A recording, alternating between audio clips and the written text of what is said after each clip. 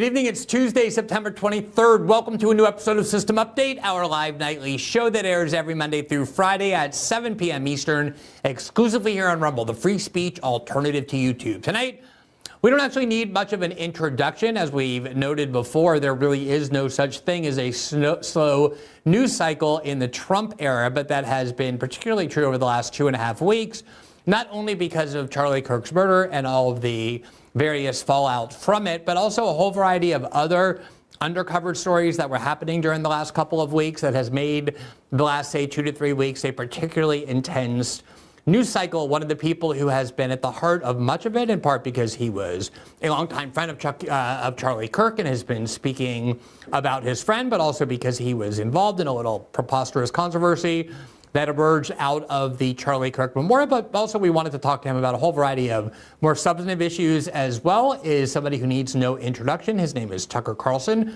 the person who became a much larger and influential figure as a result of the luck of being let go by Fox News and catapulted to independent media. And he is here with us tonight, and we don't want to waste any time. So I believe Tucker is ready. So we want to just dive right into it without a lot of the fanfare that we normally get at the beginning of the show. Tucker, good evening. It's great to see you. How's it going? Thanks for joining us.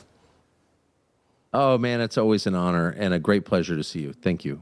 Yeah, I feel the same way. All right. So before we get into the kind of news cycle events I want to discuss with you, you have on the Tucker Carlson Network, you have produced a 5-part documentary that re-examines some of the questions about the 9/11 attack that have never really been answered, and even some disturbing components of it in terms of cover-up of evidence and the like. And we want to show a 30-second clip just of the preview to encourage people who are interested to watch it. I believe it's streaming on Tucker Carlson Networks, and we'll put the links up for those who want to watch it. But here's a 30-second clip for I don't know if it's for the whole series or the first episode, but let's show it anyway. The official 9/11 Commission report, sold to the American public and the world for decades as the definitive account of what happened that day, is a lie. My name is Mark Rossini. I'm a former FBI agent. Before 9/11, there were no sources in Al-Qaeda. And that is the truth, and no one has ever answered those questions because the house would come tumbling down.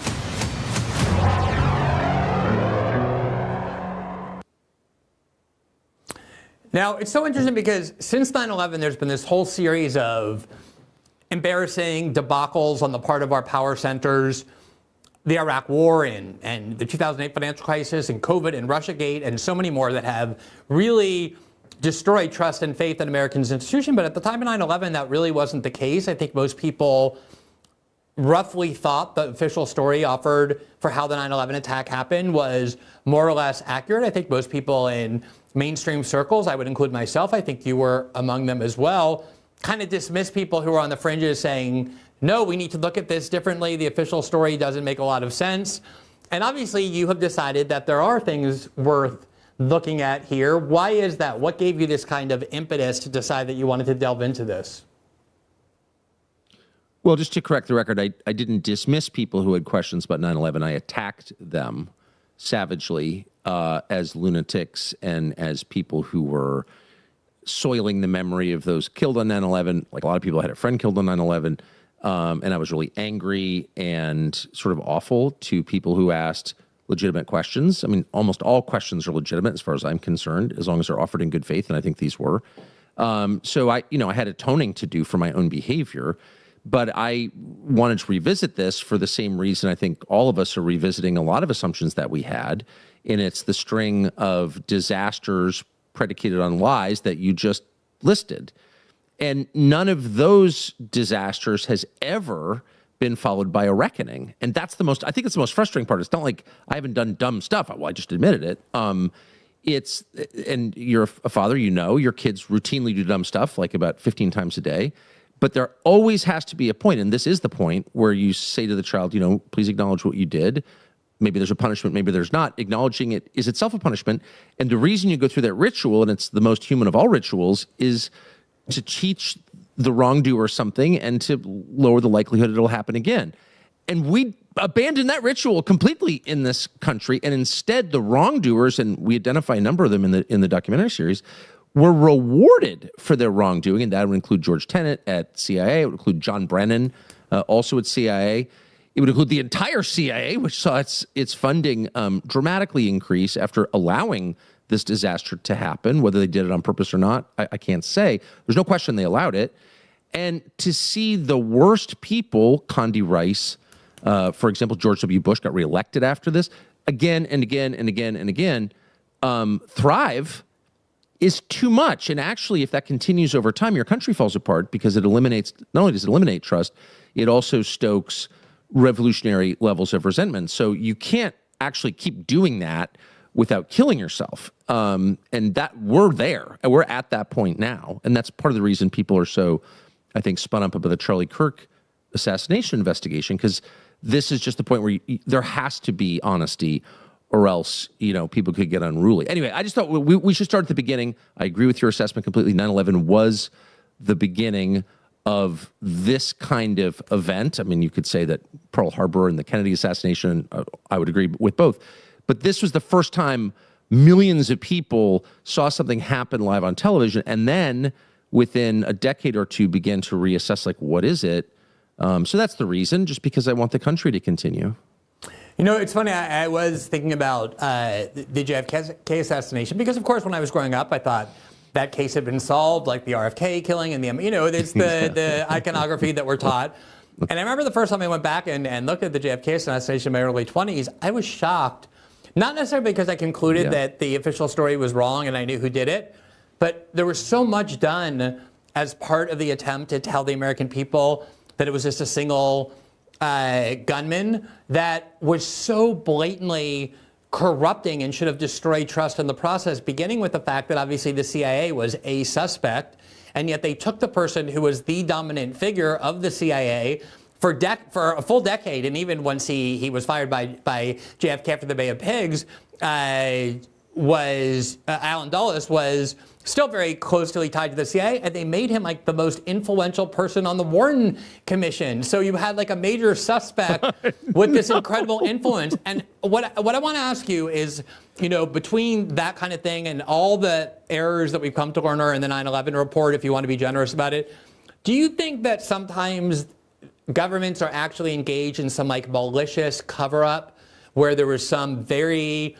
disruptive and dangerous and evil plot that was behind it, and they're just trying to do their best to hide it and make sure that the culprits are never caught? Or is it more like, we don't really trust the public, and if we allow too many things that might create some suspicions or questions, the public is never going to believe it? It's almost like patronizingly trying to protect the public from their own inability to grapple with hard questions. I think it's a combination of those two things, and a third, which I think actually speaks to good faith, which is, if we admit enough, then all faith will collapse. And this is a voluntary system. All governments, even dictatorships, continue with the complicity and the acceptance of their populations. I mean, it's a numbers game. If people actually rose up against any leader, no matter how totalitarian, they could take him. But they don't, because there is a tacit agreement, and especially in a democracy, democratic republic like ours, between the public and the government that, hey, we're doing this because we think it's the right thing. And if you were to admit that something really big, the moon landing, for example, was fake, that it would shake people's faith to the point where they became nihilistic and the republic couldn't continue. I mean, there is that. Well, I know there's that concern because I've talked to people about it. And I think that's a good reason to lie. But it doesn't justify the lie, and actually it simply compounds the damage, and that's exactly what you've seen. But just to go back to your original question in one sentence, are there retroactive plots to hide incompetence? Yes, of course. It's probably the majority of these examples. Are there malicious plots that are obscured by cover-ups? I think there are. I do, actually.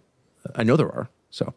Yeah, what's so interesting? I remember in real time, the 9/11 Commission was really not considered to be a particularly credible body. There were all sorts of mainstream voices, like in the Senate and stuff, who were angry about the material that was omitted, the material that was suppressed, the leads weren't followed up upon. And just as an aside, when you said, people allowed 9/11 to happen, I remember I debated General Michael Hayden, who was the head of the NSA at the time of the 9/11 attack under the Bush administration. So his job was basically to, he has the NSA. The only point of that is to detect, ostensibly, terrorist attacks on our country. And it was his agency, and he was leading it, that failed to detect that attack, notwithstanding how many pieces of evidence there were in the system that could have alerted him. And I remember one time thinking, like, God, that's a really heavy, sort of thing to take to your grave, and is going to be the first paragraph in your obituary. But what they did then was they turned around and they said, oh, because of how many clues we missed, it means that we now need to make sure to expand the surveillance system and remove any safeguards so that the next time, even though it was our fault, we have a much greater system of authoritarian surveillance that will allow us to spy on people and I guess prevent these kind of future events. Do you think there's a lot going on there in terms of seizing on these events to kind of justify a whole wide range of authoritarian projects that need a kind of version of events offered by the government that may not be true? Well, there's literally no question, of course. And every government does that. I mean, the outbreak of the Second World War allowed the British government to put its political opponents in prison with their wives without charges for the duration of the war. And you're not allowed to know that because they were bad. But, that's totalitarian behavior. That's what we were supposed to be fighting against. Every government, Israel after October 7th, the United States after Pearl Harbor, the Japanese internment, and the United States again. And again, every country at war in the wake of a national trauma. So, of course, it was seized upon immediately. What makes this a little bit different and maybe more sinister and more troubling, and I don't have the answer, just to be clear, is that within hours, the buildings were still burning. There were people in Washington discussing and pushing a war against Iraq, which I don't think any smart person ever believed had any connection to 9/11. There was a lot of reason to believe that having Saddam in power was probably good for the United States as a counterbalance against Iran, as the protector of millions of Christians. There are a lot of reasons that Saddam wasn't the worst, and certainly much better than what we got after. But nevertheless, at the behest of a foreign government, Israel, the United States began preparing for war against Iraq immediately after the attacks on 9/11. Now, I'm not saying, I don't know more than that. So you can draw your own conclusions, and I'm not suggesting, that they staged 9/11 for that purpose, but I am saying unequivocally they used 9/11 for that purpose. We know that. That's not a conspiracy theory. And it's appalling. It's disgusting. And of course, as well as anybody that well before 9/11, there were all sorts of growing calls and the usual suspects within Washington to try and demand that we engage in regime change in Iraq and remove Saddam Hussein. That was, the sort of great aspiration of neocons, not just in Washington, but also in Israel. And then 9/11 immediately got seized on for that. All right, let me move to all of the issues surrounding Charlie Kirk. And before I get to the... may I say one last thing? Sure. May I say one last thing that I think is important? So the question about 9/11, the reason people have debated it for 25 years is the question of foreknowledge. Do people know this was coming? And then it's a question of did they know it and allow it unintentionally or intentionally, or did they stage it? I can't answer those questions. But we conclusively answered the larger question, which is, oh yeah, there was foreknowledge of it. There's no question about it. CIA knew the hijackers were here. They knew they were terrorists, and they were here to commit acts of terror against the United States. And critically, and this is the fact that somehow blew my mind the most, people bet in the public financial markets, the equity markets, against the airlines involved in 9/11 and the banks in the buildings that were taken down on 9/11. And they bet big, they shorted them, and they made a lot of money. This has been sort of known. What I didn't know is that the U.S. government found the identities of the people who did that, and they withheld them. And to this day, they've never been revealed. So this is a publicly traded series of trades and in public markets, and we can't know who made those trades. Whoever made those trades clearly knew 9/11 was coming, and the government has protected the identity of those people for 24 years. And I just have to ask, what could possibly be the explanation for that? Yeah, and I think that's the kind of thing that really does destroy faith and trust in American institutions, including when there's an event like this. You can include it and say, oh, maybe there were some market fluctuations or people making weird bets, as always happens. No. But to just simply suppress it and omit it and pretend it didn't happen is exactly the sort of thing that makes people quite legitimately doubt whether or not the story that they're being told is, in fact, the accurate story. So I'm glad that you're revisiting that. All right, let me move to Charlie Kirk, because there's so much going on in the last 2 weeks, 2.5 weeks, with regard to the fallout from his assassination. But before I get to the kind of fallout, I know Charlie Kirk is somebody you've known for a long time. He was somebody that you admired. He was a real friend of yours. A lot of people, I think, are claiming friendship with Charlie Kirk. You had a real friendship with him. You were clearly, emotionally devastated by what happened to him, as I think any decent person would be. One of the things that I have noticed that I think is so interesting is that over the last several years, there's been all this right-wing factionalism, these kind of, to liberals and the left, the right is this gigantic monolith. But if you actually look at the right, there's huge amounts of very incendiary civil war within the American right, within even the MAGA movement, about all kinds of issues that really get people riled up. And somehow Charlie Kirk was, I would say, the singular figure capable of completely uniting all of these different factions in a way that caused people to put aside what had often been extremely vitriolic differences and attacks, at least for the moment. What is it about him that made him, I would say, uniquely capable of having that effect? It's interesting. I actually know the answer to that in a way that I didn't before he was assassinated, because a lot of common friends and a lot of questions, and I've seen a lot of text messages that he sent to various people on issues that were being debated. And so typically, if you find someone who's conciliatory in the Congress, the speaker is usually the best at this. It's because the person is an oily horse trader who tells different people different things, and so he makes everybody love him. That's the Washington model for the Tip O'Neill, Ronald Reagan friendship and all that stuff. Charlie Kirk is the only person I've ever met who could bring opposing sides together by saying the same thing to each side. And again, I know that because I've seen the text messages. He was getting bullied on Israel like in a ridiculous way by donors. He said to them exactly what he said to me in private. He said to them in private. He articulated his views. Here's the difference. Here's why he was able to do that, and I've never even come close to doing anything like that. People who disagree with me tend to hate me. And that is because he exuded Christian love in dealing with them. He did not express contempt for people. He expressed disagreement with their ideas, but he didn't judge them as people. And by the way, that's a mandate in his religion, my religion too, but I don't follow it apparently. He did. He really believed that it was not up to him to judge the person. So you could have like a radically different view, and he wouldn't immediately assume you were evil, whereas that is always my assumption. It's a wrong assumption. I'm not defending my position. I'm just saying it's remarkable to watch what happens when you stop doing that. When you give people the benefit of the doubt, even as you oppose their ideas, you de-escalate immediately. Now, some people will not be deterred.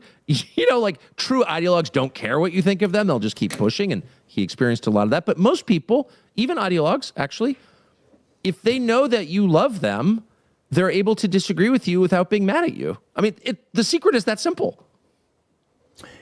Yeah, I totally get that. I mean, Charlie's personality, his kind of willingness to deal with people as they are and not impose immediate judgments or insist that any disagreements on a view he cared about generated or justified hatred was a big part of it. I'm wondering, though, whether the fact that his overarching identity, his overarching attribute that defined who he was, and you've talked about this, was, he had a lot of different political views and a lot of different roles. But overarching all of that was the fact that he was someone defined himself by his Christian faith, and often spoke through the prism of that when it came to all sorts of other non-religious, very secular types of issues. And it seems to me, maybe I'm wrong about this, but that kind of aggressive but very, not alienating insistence on putting forth this Christian identity is something that most people on the right find appealing and beneficial and necessary, even if there were certain views of Charlie Kirk that they didn't agree with and could have split the movement. What was the effect of the fact that he was just so overtly Christian, but not in that aggressive Jimmy Swaggart sort of way of being a public moralist, but just somebody who was very clear about the role that their faith played in their politics in terms of how it united everybody on the right? Well, it allowed him to navigate identity issues in a way that most people can't. So Charlie Kirk would always, he's a sincere Christian. So he's not like with the Human Rights Campaign on gay issues at all. But he sincerely, and I think he had gay people around him really felt this, he loved people, gay, straight, whatever. He just loved people. So I think people didn't feel attacked as people.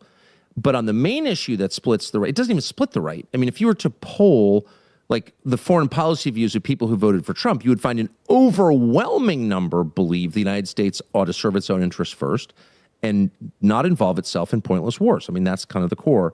That's the core of the base. But the donor class has very different views on this, and they don't put America's interests first, by and large. And they do think that we need a whole lot more wars, and they think that for a bunch of different reasons. I'm trying to give everyone the benefit of the doubt here.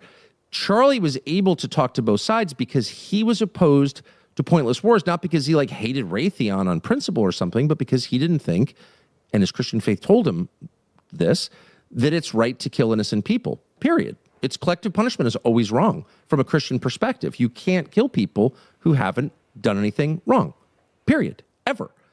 And he really believed that. All sincere Christians believe that. And so it's easier, I think, for neocons to take when he would say to them, I'm not against Jews or Israel. I like Jews. I like Israel. And that was true. He did, too. I mean, he demonstrably did. But I don't think that it's a good idea for the United States to get involved in yet another pointless war. And he said it in a way that they could hear. I mean, not all of them, by the way. A lot of them, really hassled him. But the reasonable ones, and there are plenty of reasonable people who disagreed with him and me, they totally got that. And they didn't take it personally. Again, I think it's not just the way you speak, it's how you feel inside. People can smell anger and hatred on other people. Like dogs can smell it. If someone's animated by dislike for you, and he just wasn't. Yeah, and you could see that in that gathering that he assembled of young Turning Point people who had very differing views or struggling with the issue of Israel, and it was designed to say, let's have a kind of fruitful dialogue on an issue that really has that. All right, but let me ask you, though, you were referring in the original question I asked you about your 9/11 program, and I think we both did actually, to the fact that you can get these kind of crisis moments like 9/11 and the 2008 financial crisis and COVID and, Hunter Biden's laptop and Russiagate that cause a lot of doubt about the reliability of political and media institutions. And one of the things, though, that I think happens there is especially when those events generate a huge amount of emotion. 9/11 obviously generated a huge amount of emotion, intense rage and desire for revenge in the United States. COVID obviously scared people. You get a lot of these very intense emotions, and it often can lead people, well-intentioned people, to embrace policy prescriptions or kind of political trends out of anger or sadness or some other emotion that comes from the event. That's a perfectly human event. But a lot of times those emotions end up sweeping into our public life, policies that we really end up greatly regretting. Certainly that was true of 9/11. It was true of the Russian invasion of the war in Ukraine. It was definitely true of COVID. I don't remember anything, at least since 9/11, that has produced the level of intense human emotion as the Charlie Kirk assassination has, for reasons I totally understand. Yes. But because of that, are you worried that the government or even the movement of which Charlie Kirk was a part, again, out of emotions that I totally understand, well-intentioned, are heading into an area where they're starting to embrace policies that may be dangerous or excessive or ones that we might come to regret? Well, not only am I worried, I'm totally committed to fighting that. Which ones do you mean, though? Which policies do you mean? Like the hate speech one? It's just super simple, right? There's no such thing as hate speech. And by the way, if we're doing this in Charlie Kirk's name, I would refer you to the several thousand videos on the internet where he says what I just said, which is no such thing as hate speech, only speech that you hate. There is violence, which is a separate category, and it's already illegal, and it ought to be illegal. But we're much lighter, I've noticed, on violence than we are on speech. And why is that? Because violence doesn't change people's minds. It can change their behavior in the short term, but it doesn't change history. What changes history is speaking, ideas, words, and ideas conveyed in words. And so that's always going to be the threat to people in power. That's always the first right that they seek to strip from you. That's why it's enshrined in the Bill of Rights as the First Amendment. So it's central to this country. It's the only country left that has it. And in our country, we don't believe that we received that right from the government, but that we were born with it. It's inalienable. It cannot be taken away. So you know all this. Of course, everyone knows all this, but that doesn't mean it doesn't face threats. And of course, fear and rage are the enemies of reason, of long-term thinking, of preserving your own interests. I mean, how many times have you been so enraged you kick a door or punch a countertop and hurt yourself? I mean, people are almost not accountable for their behavior when they're that mad. And events like this make people that mad, make me that mad. I mean, I supported the Patriot Act. I think, it's hard to believe I did this, after 9/11 because I was so mad about 9/11. Well, that's insane. So I'm screwing myself and my country because my country was attacked. It doesn't make any sense. And so ever since then, I have been on guard against this. It's why people in charge gin up fear. It's why they create fear. It's why they create and encourage racial conflict. It's why they're encouraging racial conflict now over Israel. The debate over Israel is about the United States and another country and how they should get along and interact. It's not about all Jews, of course, but there are vested interests whose goal is control that probably have nothing even to do with Israel in some cases, but who have an interest in making Americans mad at each other on the basis of immutable characteristics because it gins up the highest level of fear and then makes them very easy to control. So, oh yeah, I'm so aware of this. I've experienced it, as I just said, and the announcement by the Attorney General, like days after Charlie was murdered, that we're going to need hate speech laws. I'm not even going to guess as to why she said that. All I know, and I said this at the time last week, is that that's completely unacceptable. And if things begin to move in that direction and the people moving them won't respond to reason, then we need mass civil disobedience in order to stop it. Because once they can tell you what to say, there's nothing they can't tell you. Right. And that is totalitarianism. Right. Period.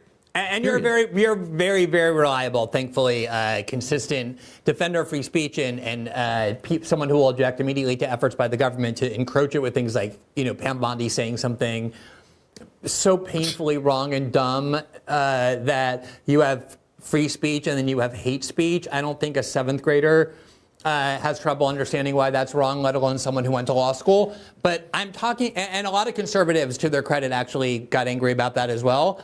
I guess what I'm talking about are the more as yet ill-defined but still very visceral demands for crackdowns on NGOs and left-wing groups and ideology and things of this nature, including targeting groups and factions that haven't yet been tied to the assassination of Charlie Kirk, except in some vague way that, they say things that then inspire them.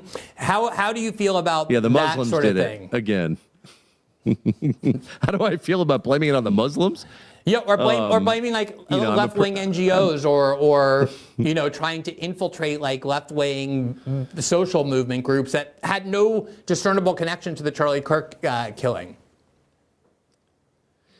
I mean, look, I am totally opposed and have always been totally opposed to handing out government money to any social pressure group or any interest group. And billions and billions and billions go every year to partisan, mostly on the left, but not exclusively on the left, but go to partisan groups with non-American agendas, which is to say agendas that don't serve the population. They serve a tiny sliver of the population every year. And I hate it. I absolutely hate it. No money should go to groups like that. If you've got a good idea or you've got a good cause, I don't care what it is, saving the baby harp seals or ending global warming or whatever you think is a good cause, you can raise money for it by yourself. Resettling Haitians in my neighborhood through Catholic Charities, and Catholic Charities can pay for that. I mean, there's no reason that taxpayers should be forced to pay for things they don't want to pay for, except the base. I mean, do you know what I mean? You should go very, very easy on that. Yes, I think it's fair to say we need roads. We're going to have to ask you to pay for them. But pay for somebody else's political agenda? I'm totally opposed to that, no matter who's getting the money. So if this is an opportunity to shut that down, I'm for it. Not giving people money is not the same as abridging free speech. No one has a right to my tax dollars. So there's that. The gray area that I am uncomfortable with is like encouraging people to be stripped of their ability to speak. Is that censorship? I don't know, but I lived through that a lot. I've been fired so much. I've had so many pressure campaigns against me. I don't like it. I just don't like it. I would much rather, is that censorship? I don't know, but I'm not into it because I've been the victim of it. So I think the appropriate response is to say, here is why what I think you're saying is insane or destructive, and here's what I believe. I mean, I do think, actually, it's incumbent on us, especially when you have power, to articulate what you believe, to explain why you're doing this, explain what the path forward is, explain why you're right and they're wrong. Like, that at least has to be a first step. And if you're not even doing that, then, you know, I don't trust you. I think that's malicious. I don't know if I'm explaining myself very well. Yeah, no. But I don't like the mob justice stuff. I don't like the mass hysteria stuff at all. Yeah, I just want to push a little bit more on Please, that, though. push. And I don't mean push you in the sense that you answered it and it wasn't to my satisfaction. We didn't really get into it. No, but, go ahead. I think there's a generalized sense, and again, I've seen this many times before, not just in the Charlie Kirk killing, that the people who are responsible for not just Charlie Kirk's assassination, but other types of political violence, are not the people who pulled the trigger, but the people who have been spouting political rhetoric that can demonize a lot of people who then are in danger, calling them Nazis or fascists, people who are spouting very radical left-wing ideology about Charlie Kirk and the MAGA movement that then can cause violence, and that there's some sense that those people, through their dangerous rhetoric, have a kind of blood on their hands, like they're responsible for the person who went and shot Charlie Kirk because their ideology and their toxic rhetoric that's been injected into our system for so long creates this kind of violent ethos. And I have to say, the reason I found it ironic is because, I'll just give you two quick examples on that. I remember in the 1990s, there was this spate of killing of abortion doctors, and Bill O'Reilly, you know, was a very vocal pro-life pundit, and always has been. He used to go on his Fox shows and rail against abortion as murder, and he would show abortion clinics and abortion doctors where a lot of these abortions were taking place, late-term abortions, ones that he thought were particularly offensive, you know, reporting on them. And several of those doctors, I think at least one, but several of these types of doctors were murdered by people who believed that what they were doing is murder. And there was this big effort to blame Bill O'Reilly, as though if you go on air and condemn abortion as murder, you're then responsible if somebody listens to you and goes and kills an abortion doctor because they now believe that that abortion doctor is engaged in murder. And a very similar thing happened in 2022 when there was that white supremacist massacre in Buffalo where that crazy guy went in and shot 10 black people in that Buffalo supermarket and left a manifesto talking about the Great Replacement Theory. And I remember huge amounts of Democrats in the media tried to blame you by saying that you advocate the Great Replacement Theory and he does too, therefore you're to blame. In reality, you didn't advocate the theory that he advocated. He had nothing to do with anything that you did. But let's assume that you had. Let's assume that he really did have similar views to yours. I always thought it was very dangerous to try and, you know, eliminate this line that says there's a crucial line between expressing political views but not advocating violence or engaged in violence, and people who actually go and pick up a gun in the name of that cause and murder someone, and you can't start breaching that line. What do you think of that? Well, I can give you an even better example. On the day he was murdered, 11 days ago, Charlie Kirk was blamed on video by dozens and dozens and dozens and dozens of X accounts that I saw myself for his own murder because he had defended the Second Amendment, the right to bear arms. And they said, this is what you get when you defend the right of people to have guns. You get shot to death with a gun. So Charlie Kirk was blamed for his own murder using that reasoning. So, and of course, I and you and everyone else in our business is always blamed for acts of violence because, you know, our words set the table for it or whatever. And I always push back against that. I'm going to push back against it now. You know, if you're advocating violence, I don't know to what extent the Brandenburg versus Ohio decision of, you know, which is the basic framework of free speech in the United States since 1967, whether that, you know, where that falls on that line. Like, is that a crime? Is that not a crime? It's unacceptable as far as I'm concerned. I hate violence. It's immoral, and it's illegal in most cases, and we should call that out and do what we can to stop it. Short of that, that's the line for me, is violence. But if you're saying something that I don't like, you're defending a constitutional right like Charlie was, that's not the same as murdering somebody. And we're liars if we say that it is. And again, we're adopting the worst style of liberal thinking, which I hate: sloppy, mean, power-obsessed. Everything about it I dislike. So yeah, I completely agree with you. But again, Charlie Kirk himself was the victim of that kind of thinking, which we should keep in mind. And some of the best statements about why that kind of thinking is so dangerous, including when there was that young Israeli couple who was murdered, and a lot of people said, oh, all these free Palestine people have blood on their hands because they're constantly demonizing Israel. So, of course, they inspired someone to go. Was Charlie Kirk saying, this is an insane theory. We cannot accept this. Words are not violence. Words are words. And it was very, very elegant. All right, let me ask you this. I was in Malaysia. But can I say, none of that is sincere. All of that is an attempt to set the groundwork for censorship. They don't believe that. They don't care, actually, what you think. They want control over you. And so they are building a case to take away your right to speak. That's what that is. We should never mistake that for a sincere reaction. Absolutely. All right, so Tucker, over the last week, I was in Malaysia. I went to some event. I gave a speech there. And I was traveling back home on Sunday. And I was watching live portions of the Charlie Kirk Memorial. And I happened to catch a few speeches, one of which was yours. And I listened to your speech, and I, was kind of half listening. I was listening to other people's as well. And I heard your speech, and I know, how you speak. I've heard many of your speeches before, and I really didn't even pay much attention. I didn't think there was anything in it that was particularly surprising or in the slightest bit controversial. It just never occurred to me. I really didn't. I turned it off, and then I went to the next speech, and I was like, okay, next speech.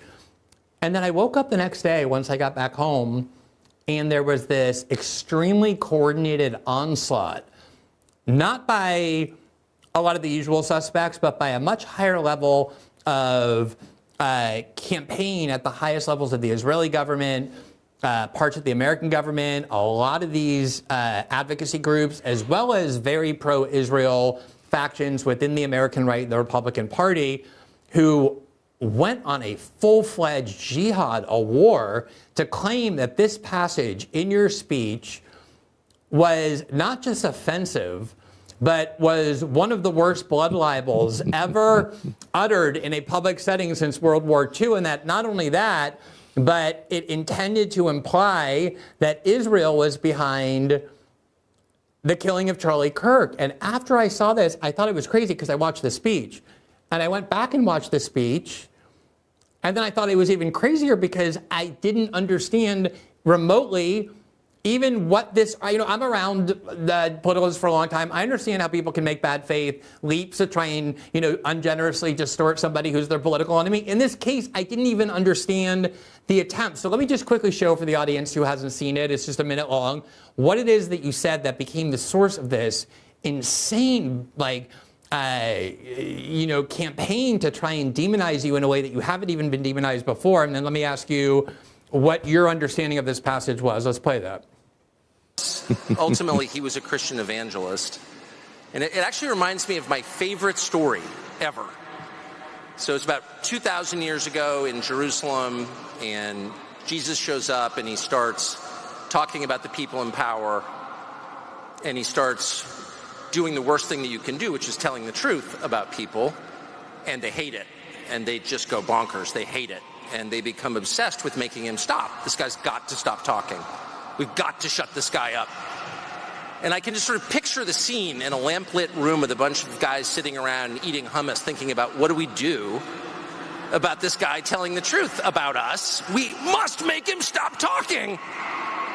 And there's always one guy with the bright idea, and I can just hear him say, I've got an idea, why don't we just kill him? That'll shut him up. That'll fix the problem.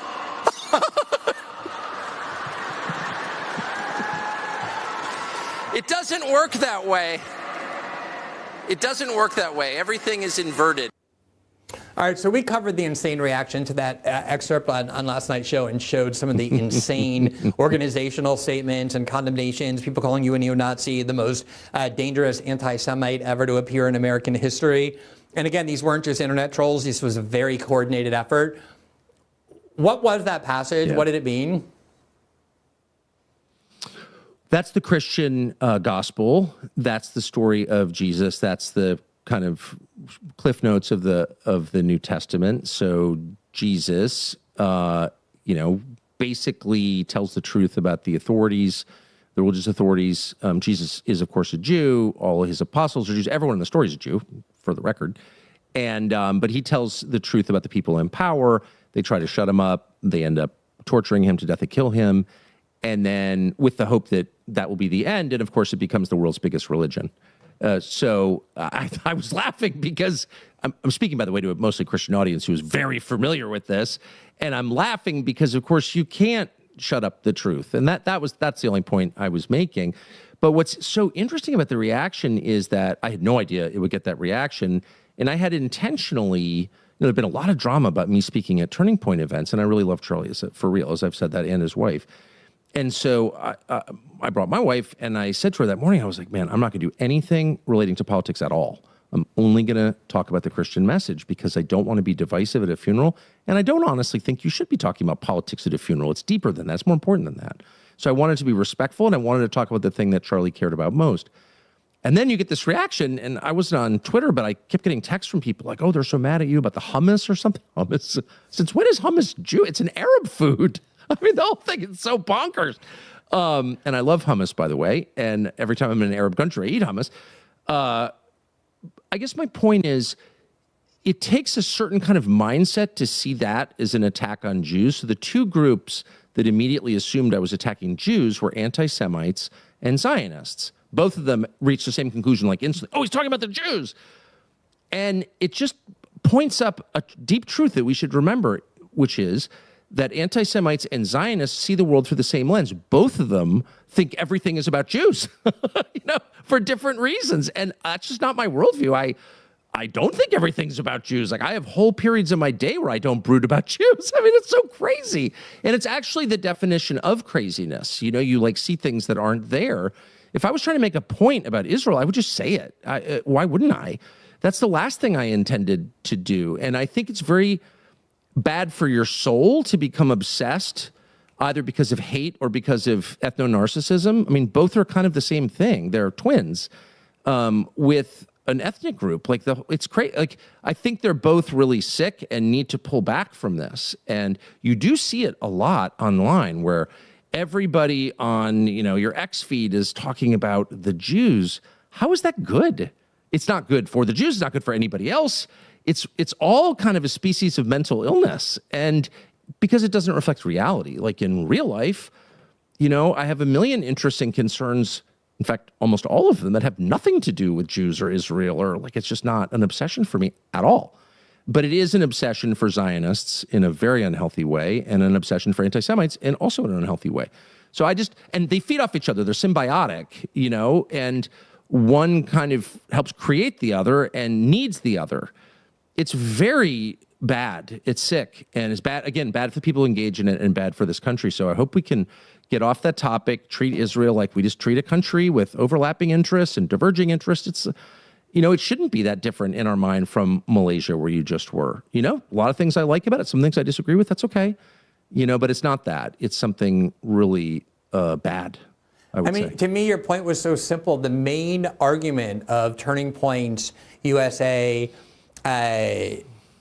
faithful, including Erica Kirk and the entire top management of yes. Turning Point, was a very natural, moving one. I've seen this in many other contexts where someone dies and you want to say, look, their death was not in vain. Like, they're not going to be forgotten. They're, in fact, probably going to embolden the movement. This has been a very common media theme on the right, that Charlie Kirk's death clearly has done more to elevate Charlie Kirk and his message and his cause and to embolden people to join it.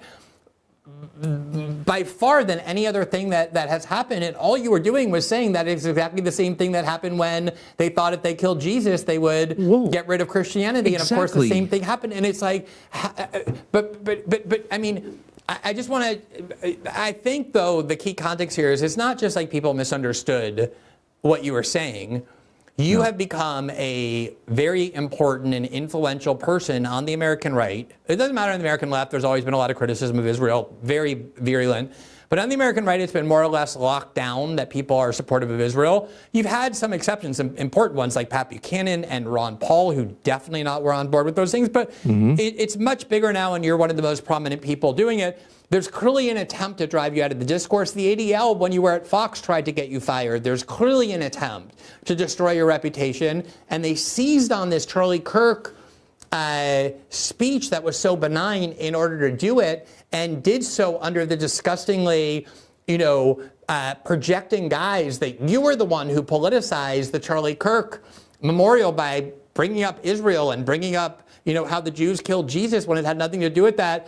But is this something that, I'm just wondering, because it is as we know, Israel is a very intensely debated topic. There's a huge lobby that wants to destroy people who question any of the orthodoxies. Is this something that you have been feeling more of? I know you stay off social media, but it's so big that you can't be inured to it. How is that affecting you, if at all, and what is your strategy for dealing with it? Well, it makes me sad because in this specific case, because actually what I said was the Christian message before anything else calls on us to repent, which is to admit what we've done wrong, not what you've done wrong, not what Israel's done wrong, what I have done wrong. That is the ticket, okay, in my religion. And Charlie said that a lot. And I think it's the opposite of blaming other people. It's blaming yourself first. That's the Christian message right there. And I really want people to hear that because I think it's so important. And I try to practice that. I try. It's hard. I try. So I was bummed out that other people's hate and narcissism, crazy narcissism, obscured what I was trying to say. It's actually not about you. Sorry. It's about the world's biggest religion and my faith. If we could just talk about me for 1 second or talk about Jesus for 1 second. So that's look, I never want to fight about Israel, ever. I'm actually pretty moderate on the subject, I think. Always like going there. I know a lot of Israelis always liked you never really talked about it before October 7th. You never really talked about it before October 7th, but it was shoved on the front burner. Exactly. It's like, this is my country. I don't own the country, but I'm a shareholder in the country. I'm an American.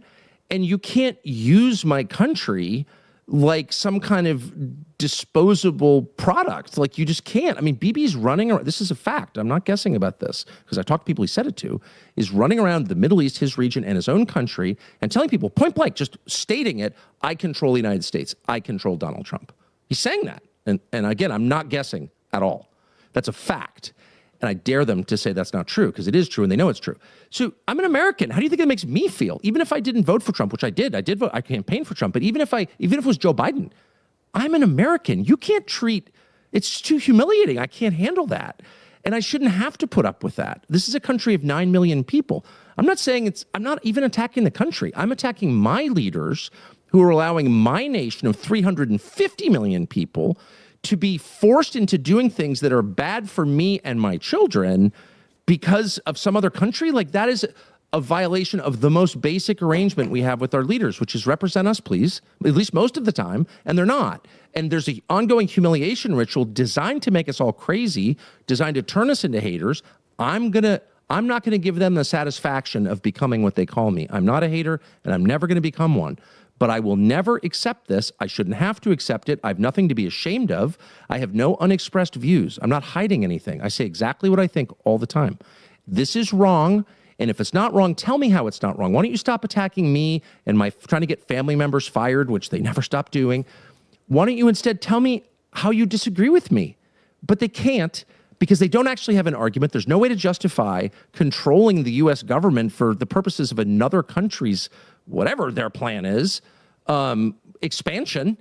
There's no way to justify that. And so they just scream at you and call you names. And I guess I'm just blessed because I don't believe that about myself. So that doesn't hurt me. if they said, well, you've gained 10 pounds, you might hurt my feelings. But calling me a bigot doesn't hurt my feelings because I know that I'm not. How's that? And the irony of it, you had 10 years of practice anyway, because the primary tactic of liberals was exactly the same as the one being wielded now against you by Israel supporters, which is That's screaming for racist. Sure. Thank you for saying and that. And it's amazing Please keep going. that That's they totally don't realize that. We all had to kind of, find a tactic for deciding that we don't care about being called those names because of how easily and casually they were being thrown out. So I do think it's been good practice. Tucker, let me ask you just one quick last question before I let you go, in respect for your time, and I'm super happy you came on. I remember when Donald Trump first ran in 2016, this was really the moment neocons turned on him, and you can go back and watch this, was when he gave an interview and they asked him about the Israeli-Palestinian conflict, and he said something extremely reasonable but also extremely taboo, which was, the problem is that it's in the United States' interest to get a two-state solution, which has always been the view of U.S. governments going back decades. And the problem is we have become perceived as being way too far on the side of Israel, that we can't be an honest broker for peace, nobody trusts us, and we need to be more even-handed. And for saying we need to be more even-handed, I remember it was just, that was one of those foreign policy statements that's so far outside of what is permitted in Washington, kind of taboo, that the neocons went ballistic. And I do think Trump has, a lot of foreign policy principles that would seem to undercut this intense investment on the part of the United States in this horrific war that's now ongoing for 2 years, to say nothing of all the other ancillary wars and the suppression issues of speech at home. What do you think explains the fact that Trump in this second term seems to have empowered the group that is primarily obsessed with that issue, or at least with the most, kind of repressive parts of how it expresses itself in our debates? I mean, the short answer is I don't know. I know that that Trump is really loved by a lot of Arab leaders, and I've talked to them about it, and Trump loves them too. There's a kind of cultural vibe there. I mean, if you've ever spent time in the Middle East, it's an elaborately polite, interesting society, and he just likes it, and they just like him. And so I think there's a lot of, and he gets along with them great. He says this, he's never attacked the Qataris. He loves he loves the royal family of Qatar, and all the rest of it, MBS, MBZ, and so there's a real opportunity to have a foreign policy that helps the United States. It doesn't hurt Israel. I don't think anyone wants to hurt Israel, or maybe some people do. He doesn't. But that, spreads the love, creates peace. I mean, we're moving in the opposite direction, of course, at immense cost to the United States. We could end up seeing the Al-Aqsa Mosque blown up. And that would be the beginning of, the end of the world as we know it, the beginning of a global war.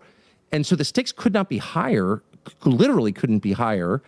I think he understands that. I think his instinct has always been, in the 20 years I've known him, has always been toward conciliation, toward peace, certainly not for war.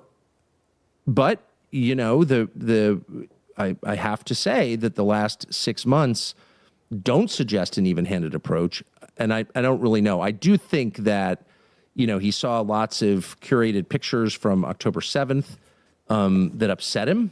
October 7th was bad. I'm not suggesting, by the way, it wasn't. But I think he's seen a lot of images from that, and it affected his view. But there may be other reasons. I really don't know the answer. I will say this.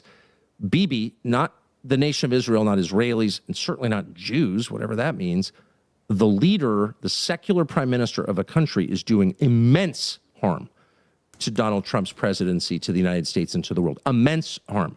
This is an unbalanced person whose only real concern is for himself. He's meddling in an extensive way in American politics, in a vicious way, a dishonest way. He's loathed by the entire world. He needs the United States. And yet at the same time, he has this patronizing attitude toward Donald Trump, demeaning Trump to people Trump knows constantly. I can't explain that behavior. It's bizarre, it's self-destructive, but it's also very destructive to the U.S. So I think separating from Bibi immediately, not from Israel, and of course not from Jews, whatever that means, they're not the same thing. They're not even close to the same thing.